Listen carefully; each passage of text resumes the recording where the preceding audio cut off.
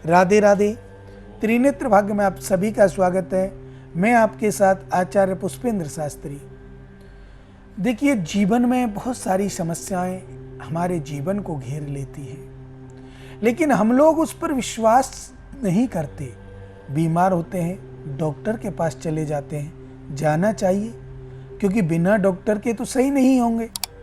लेकिन आपने कभी ऐसा देखा है कि आप बीमार हो, डॉक्टरों पे आप दिखा दिखा के थक गए और दवाएं आपको नहीं लग रही हैं? कभी आप सबके आसपास, आपके घर में, आपके आस पड़ोस में ऐसा आपने बहुत देखा होगा।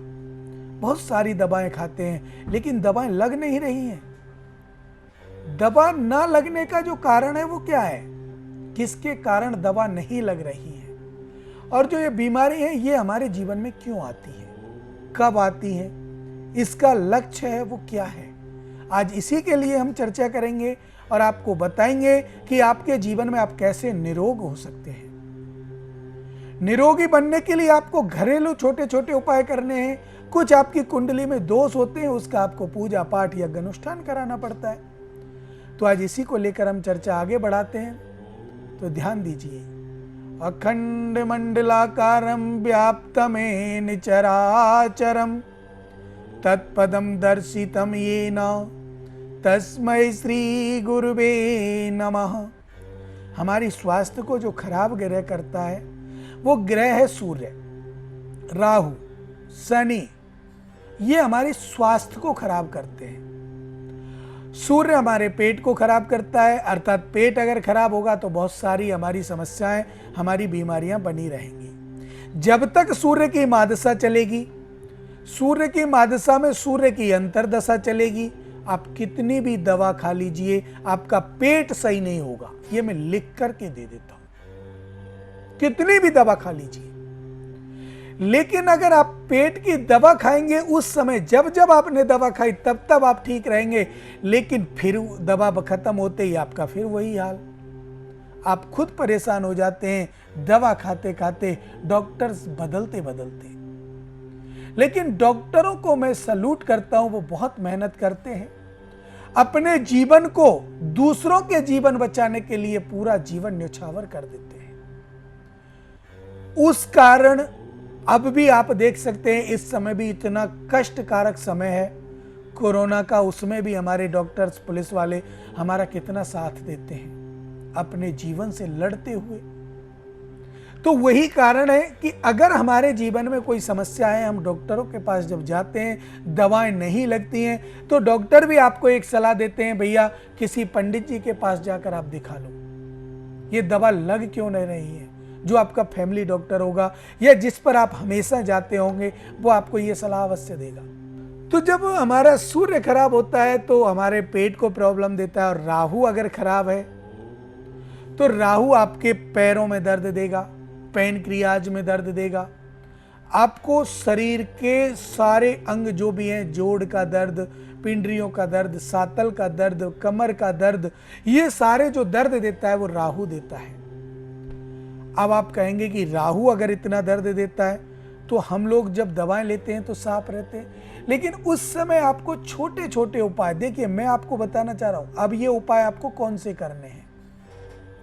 ग्रहों की नवग्रह आप शांति करा सकते हैं। राहु, सूर्य, शनि, इनको आप शांत करा सकते हैं। इनकी शांति के लिए मंत्र जप भी होता है, दान भी होता है, देखना होता है मारक ग्रह है या कारक ग्रह है।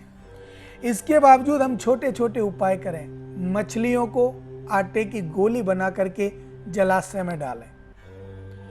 एक गोला लें, गोले में भुना हुआ आटा, अच्छा सा घी मिला करके, बूरा मिला करके गोले को भर के, और जहां पर चींटियों का बिल आपको दिखाई दे, उस चींटियों के बिल के पास गाड़ दें, थोड़ा सा दूर ऊपर से वहां तक जहां आपने गाड़ा है 1 फुट 2 फुट दूर, वहां तक चींटियों के बिल से ऊपर थोड़ा सा बुरक दें, जिससे वो चींटी वहां सुगंध पा करके पहुंच जाएंगी।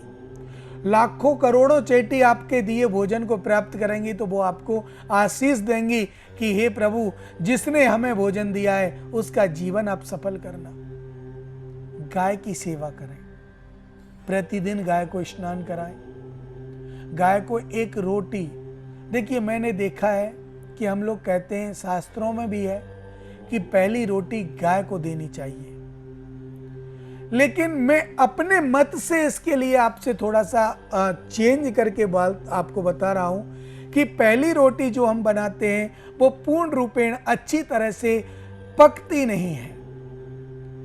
तो आप 2-3 रोटी जब आपकी बन जाए, उनमें जो अच्छी पकी हुई रोटी है उसको आप गाय के लिए निकालें, लेकिन जब निकालें उससे पहले आप किसी को खाने के लिए ना दें, ये ध्यान रखना। तो अच्छी सी रोटी बना करके आप गाय को निकालें, उस रोटी पर थोड़ा सा घी लगा सकते हैं तो घी लगाएं, मीठा दही उस पर रखें और गाय को खिलाएं।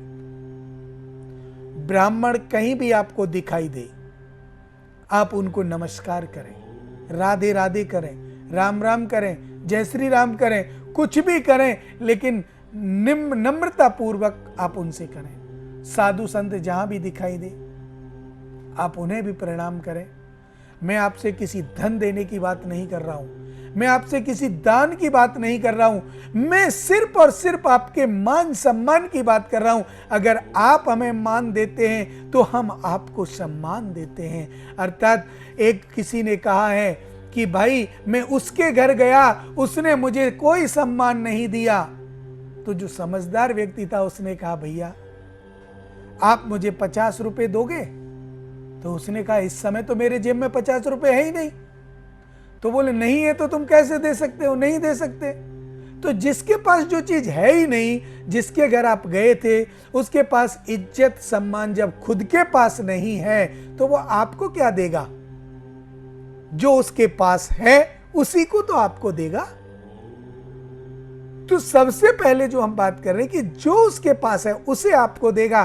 तो अगर हम किसी को सम्मान देंगे तो वो हमें भी सम्मान देगा, चाहे वो किसी भी जाति से हो, किसी भी कास्ट का हो, कोई भी व्यक्ति हो।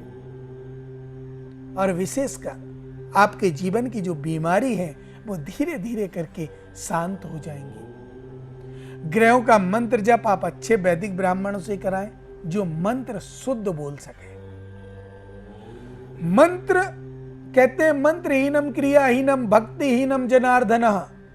मंत्र से हीन, क्रिया से हीन, भक्ति से हीन अगर हम परमपिता परमात्मा की पूजा भी करें तो भी वो उसे स्वीकार करते हैं।